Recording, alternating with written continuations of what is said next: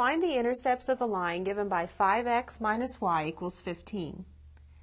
We need to find the x-intercept and the y-intercept.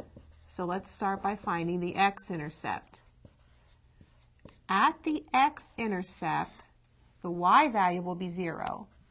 So let's substitute 0 for y. We have 5x minus 0 equals 15, or 5x equals 15. Dividing both sides by 5, we have x equals 3. This tells us that the x-intercept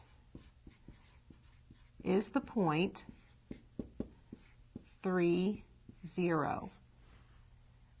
Now let's find the y-intercept. For the y-intercept, we do almost exactly the same thing, only when the line crosses the y-axis, the x-coordinate will be 0. So we substitute 0 for x. We have 5 times 0 minus y equals 15, or the opposite of y. Since this is 0, 0 minus y will give us this.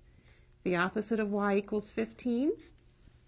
And multiplying both sides by negative 1 gives us positive y equals negative 15.